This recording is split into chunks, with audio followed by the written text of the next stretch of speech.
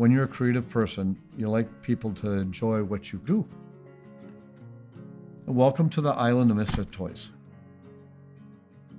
At 12, 13 years old, my Uncle Loyal would ask me to help him carry his tools up in these old houses in a couple of Astor Park homes. I didn't do a lot, but I did a couple times. And then I met my first architectural drafting class. My teacher, after 2 or 3 weeks in there, he's like, "Kid, how are you doing this? And I have to draw this in 3-dimensional. I can see and I can sketch. I got sketches all over everything I draw." So I'm not an architect. I'm a builder. But I have architectural design people with us. And I bet you before I'm done, the company of people we will have architects on staff. When we did Salt, which is now Stella's, in that back bar, the back bar explains everything. The door going into the kitchen behind the bar is actually an old 1930s radio. Grandpa and Grandma's old AM, FM radio with the big dial and the Art Deco curved sides. We cut the sides off and put those on each side of the door. We put a fireplace on top of it. We took an upside down piano, put it over the taps. And where the waitress comes up is a headboard of a brass twin bed.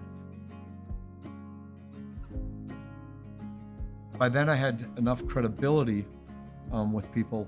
I was foolish enough to build $1 million spec home. $1.3 million I had for sale. Every dream I could come up with. It was creative as hell. I had brick in the pantry, so it looked like an old wine cellar. I did a showcase house. That brought us up to the level. By rolling the dice and jumping in the ring, we had some people pay attention. And that's what it boils down to, is you let the group you have around you use all their creativeness and ideas, you let them throw it out there. And the next thing you know, you come up with something really cool. I believe a house has a life. History matters. What you do, what they've done before.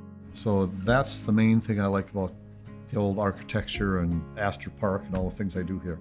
And it's amazing actually when you look at it from what we use as tools and knowledge, or what they built back then. That's getting totally lost in our whole society, and to me it matters.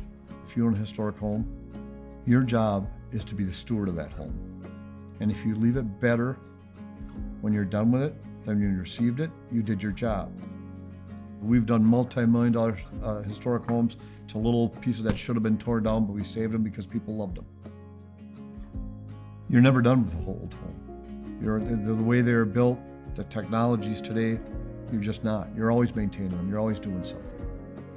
What I've learned is I try to stay away from negative things. When you put the creative, you put non-negative people around it, and you give them the opportunity, you'll do cool things. And we've done that in one generation.